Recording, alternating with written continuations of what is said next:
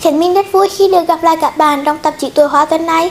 Thông qua những cuốn sách hay, những thông tin bổ ích và ý nghĩa, hy vọng Tuổi Hoa luôn là người bạn đồng hành với chúng mình các bạn nhé.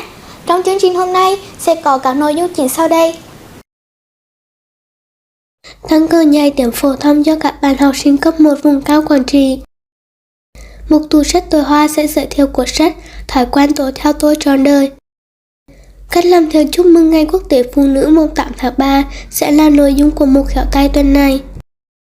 Bây giờ là nội dung chính của chương trình.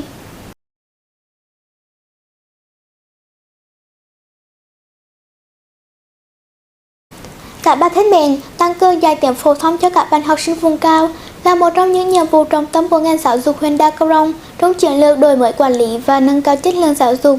Qua đó, nhằm giúp các bạn học sinh nâng cao kiến thức, kỹ năng và vốn tiếng Việt phong phú. Khiển Minh xin mời các bạn cùng tìm hiểu câu chuyện này qua một số trường tiểu học tại huyện Đắk Rông các bạn nhé. Tại điểm trường lẻ thôn Pire thuộc trường tiểu học và trung học cơ sở A Bung, huyện Đắk Rông, các góc lớp đều có tủ thư viện được trang bị với các đầu sách chuyên phù hợp với từng lứa tuổi học sinh.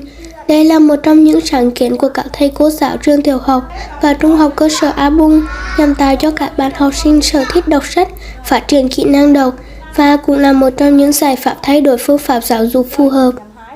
Là học sinh của em là toàn là học sinh dân tộc thiểu số, cho nên ngoài cái việc tăng cường dạy tiếng Việt cho các em thì giáo viên ở đây là tự tạo thư viện gốc lớp như thế này. Do ở đây là điểm lẻ nên giáo viên ở các điểm cùng em là tạo cái thư viện gốc lớp ở trên này, tổ chức cho các em ra chơi hoặc là sinh hoạt 15 phút đôi giờ thì các em sẽ lên đấy và lấy truyện về đọc. Trong tiểu học tiếng Việt của các bạn học sinh lớp 5, trường tiểu học Hướng Hiệp, huyện Đắk Rông, cô giáo đã sử dụng giáo án điện tử, tổ chức các trò chơi trực quan sinh động để bổ sung vốn tiếng Việt cho các bạn học sinh. Trong lớp học còn xây dựng bức tường từ vựng gắn với các kênh hình chữ cái để trong giờ học các bạn dễ xem và ghi nhớ. Ngoài ra, về lồng ghép phương pháp dạy nhìn đọc hiểu, cô giáo còn trang trí lớp học với những đồ dùng trực quan sinh động xây dựng khung cảnh môi trường học tập tiếng Việt. Giáo viên được lớp thành thạo hai từ tiếng Việt và tiếng mẹ đẻ của học sinh để giao tiếp dễ dàng, giúp các bạn tiếp cận và nhớ kiến thức dễ dàng hơn. Các nội dung trong bài giảng luôn phù hợp với phong tục tập quán của đồng bào nơi đây. Trong quá trình thầy cô dạy tiếng Việt là mình thích nhất là thầy cô sử dụng phương pháp trực quan và phương pháp thảo luận nhóm, chơi trò chơi. Vì sử dụng phương pháp trực quan giúp cho bọn mình được hiểu được các từ ngữ một cách cụ thể, rõ ràng. Phương pháp thảo luận nhóm giúp mình được tự tin mạnh dạn, bày tỏ ý kiến với tập thể. Phương pháp cho trò chơi giúp mình thấy hứng thú hơn trong việc học tập. Ở trường giống như ở nhà, mình thường nói tiếng phổ thông và hạn chế tiếng mẹ đẻ để tăng cùng tiếng Việt. Ở nhà các bạn đều sử dụng tiếng Vân Kiều vì các bạn lên lớp là sẽ khó với tiếng Việt hơn. Còn mình thì ở lớp dùng tiếng phổ thông để nói chuyện với ba mẹ, ông bà. Từ đó giúp cho mình để hiểu tiếng Việt nhiều hơn. Năm học 2022-2023, trường tiểu học Hướng Hiệp có 415 học sinh với 18 lớp. Nhằm triển khai thực hiện có hiệu quả công tác dạy và học, nhà trường đã xây dựng kế hoạch giảng dạy linh hoạt, phù hợp với điều kiện từng đối tượng học sinh. Trong đó, việc tập huấn phương pháp giáo dục sư phạm cho đội ngũ cán bộ quản lý cũng được triển khai nhằm xây dựng các chuyên đề dạy học tiếng Việt cho học sinh một cách hiệu quả và khoa học. Trường tiểu học số 1 Hướng Hiệp là một trong những trường mà tỷ lệ học sinh dân tộc thiểu số chiếm đại đa số, hơn 95%. Vì vậy cho nên là việc tăng cường giáo dục tiếng Việt cho học sinh dân tộc thiểu số là một nhiệm vụ mà nhà trường xác định là rất là quan trọng.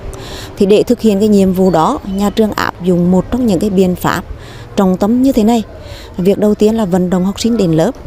Thì bằng nhiều cái phương pháp phối hợp với các cơ quan đoàn thể, với cha mẹ học sinh để hàng ngày vận động các cháu đến lớp đầy đủ, tránh trường hợp các cháu bỏ tiết, bỏ buổi. Việc thứ hai là huy động cái sự đổi mới phương pháp dạy học của giáo viên bằng nhiều cái phương pháp.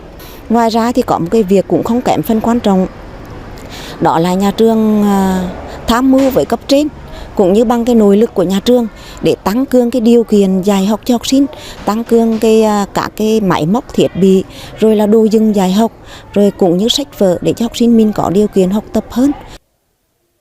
Hoạt động đổi mới phương pháp dạy học phù hợp với học sinh đồng bào vùng cao là một trong những nhiệm vụ trọng tâm được ngành giáo dục huyện Đắk Rông chỉ đạo các trường triển khai thực hiện. Đây là một hướng đi đúng đắn nhằm bồi dưỡng tiếng Việt cho các bạn học sinh, qua đó góp phần củng cố ngôn ngữ tiếng Việt và tăng hiệu quả của chương trình giáo dục trong nhà trường đến với các bạn học sinh người đồng bào vùng cao Quảng Trị. Tiểu mục tủ sách tuổi hoa tuần này, chúng mình hãy đến với cuốn sách Thói quen tốt theo tôi trọn đời qua những cảm nhận của bạn Nguyễn Bùi Bảo Yên các bạn nhé. Các bạn ạ, mẹ mình thường nói thói quen hình thành nên tính cách. Mẹ bảo rằng không ai bỗng nhiên trở nên tài giỏi, cũng như không có người nào tự dưng trở thành kẻ xấu. Tất cả là do việc chúng ta có biết tránh xa những thói quen có hại và rèn luyện cho bản thân những thói quen tốt hay không. Điều đó có nghĩa rằng nếu ai có thể rèn giũa được nếp sống tích cực thì nó sẽ rất có ích cho cả cuộc đời của người đó. Và ở độ tuổi của chúng mình hiện tại là thời điểm thích hợp nhất để xây dựng những thói quen. Vậy nên hôm nay mình muốn giới thiệu cho các bạn một cuốn sách Thói quen tốt theo tôi trọn đời để các bạn có thể học và rèn luyện những thói quen tốt đẹp và cần thiết từ cuốn sách này nhé.